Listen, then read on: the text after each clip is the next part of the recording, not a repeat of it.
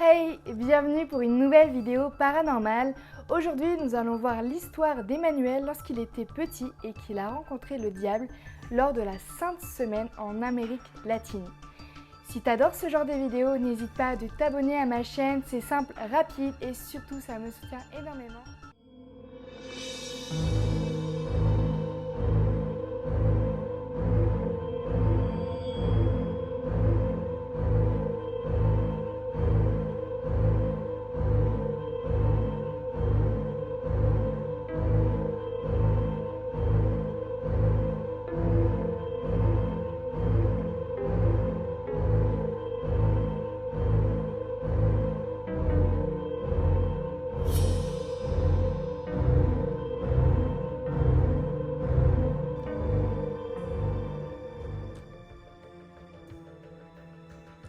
Les parents du petit Emmanuel ont décidé un beau jour de se séparer lorsqu'il avait entre 6 et 8 ans et ils ont décidé tout bonnement de l'emmener chez sa grand-mère du côté maternel. Il faut savoir que sa grand-mère était une gitane qui descendait tout simplement des tziganes. Il faut savoir que cette grand-mère-là, dès son plus jeune âge, elle a appris l'art de la divination, l'art d'aider les personnes qui étaient possédées et même de trouver des sortilèges pour l'amour et même pour l'argent. Il faut savoir qu'elle en a fait carrément son métier et elle aidait toutes les personnes qui étaient possédées ou qui avaient besoin d'elle. Elle respectait énormément la tradition et cette histoire tombe tout bonnement la Semaine Sainte qui est énormément importante au sein de sa religion. C'est une semaine où il faut absolument pas sortir de chez soi, en tout cas pas la nuit. Et c'est très important, sinon le diable pourrait te trouver. Lors du vendredi saint, la grand-mère et le petit Emmanuel ont décidé de ranger la maison et de tout nettoyer de fond en comble. Il faut savoir que, vu que c'était très éprouvant pour elle, elle a décidé d'après d'aller se coucher et a surtout dit au petit Emmanuel de ne pas sortir de la maison. Il pouvait aller dans le jardin, mais surtout pas de sortir en dehors de la maison. Il faut savoir qu'autour de la maison, il y avait plein de petites statuettes qui permettaient aux énergies stable et bonne de la maison de rester là. Et le petit Emmanuel, lui, il est très jeune, il a qu'une envie, c'est d'aller voir ses copains qui s'est fait en fait dans cette nouvelle vie, vu qu'il habite avec sa grand-mère. Il décide alors de tout bonnement sortir de la maison et évidemment d'aller voir sur le terrain de jeu qui est le point de rendez-vous, de rencontre journalier, où il rencontre ses petits copains pour après jouer au ballon, faire ces choses-là. Une fois qu'il est arrivé à ce terrain vague en question, il n'a vu personne, car évidemment, la Semaine Sainte, personne n'a le droit de sortir chez lui et encore moins quand il fait noir. C'est là que le petit Emmanuel va entendre un petit chiot en fait aboyer, enfin je sais pas comment dire ça, mais qui était en train de pleurer. Donc évidemment, Emmanuel, qui est un être humain, a tout simplement pris le chien, l'a caressé et a essayé de le rassurer pour pas qu'il pleure. Il a voulu le prendre avec lui et l'emmener chez sa grand-mère. Et comme il rentrait chez lui, il se rendait compte que son chien était de plus en plus lourd. Et au bout d'un moment, il s'est dit, bon, ben, je vais le laisser tomber, je vais le mettre sur le trottoir, puis ben, tant pis, je le reverrai peut-être demain. Enfin, c'est un enfant, c'est pas quelqu'un d'adulte, ni un ado non plus. Il entendit en fait derrière lui comme un chien qui marchait, mais plus en plus, il rentrait chez lui et plus en plus, il entendait comme des griffes qui tâtonnaient en fait le béton en fait en train de marcher. Ça l'a fait énormément peur, évidemment, hein, à qui ça ne ferait pas peur. Il est rentré à toute vitesse chez lui. Et à un moment donné, comme il a trouvé un réverbère, il s'est mis dessous et a voulu regarder au loin ce qu'il y avait. Et il s'est rendu compte qu'en fait, le bébé chien était devenu un énorme chien.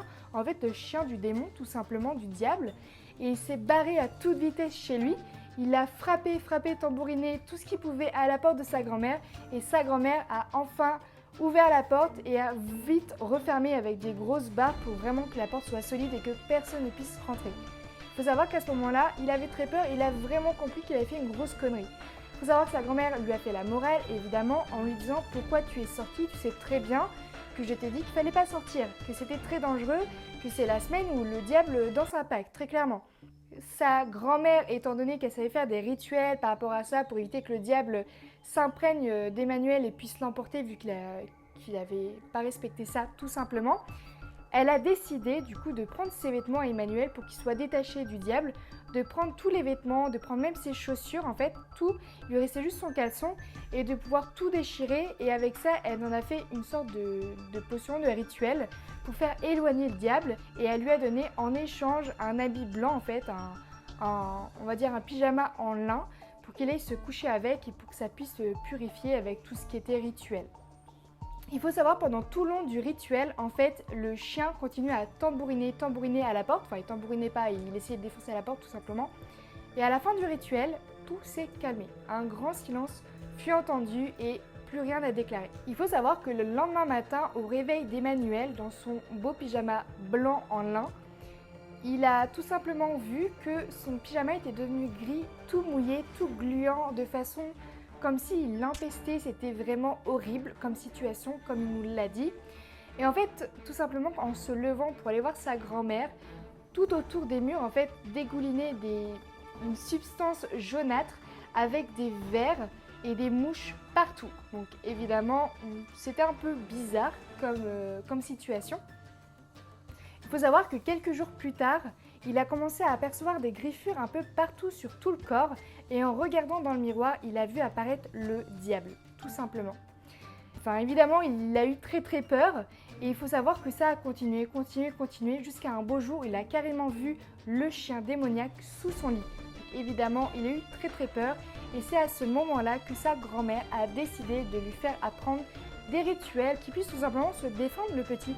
Parce que il connaissait rien de tout ça, donc sa grand-mère a décidé de lui donner un petit peu un coup de pouce pour combattre ses forces du mal. Comme sa grand-mère l'aidait énormément pour qu'il puisse confronter les forces du mal, elle a aussi pris le temps pour qu'il puisse se faire baptiser en quelque sorte, pour pas que tout simplement le mal puisse s'en prendre à lui. Et en fait, à partir du moment où il s'est fait une sorte de baptisé contre le mal, il s'est passé encore de plus en plus de choses. Il faut savoir que justement les forces démoniaques ont été de plus en plus fortes contre Emmanuel. Un matin, comme tous les matins, il a décidé de se lever. N'a pas regardé pour une fois le miroir d'un coup, mais il a ouvert la porte pour aérer un petit peu. Et là en fait, il a vu le chien démoniaque derrière la porte, il l'a vite refermé. Et au moment de regarder dans le miroir pour se demander s'il était en train de rêver ou s'il était vraiment réveillé, il a revu le diable en fait dans le miroir, sauf que cette fois-ci le diable a brisé le miroir et s'en est pris à lui en l'étranglant et en le soulevant.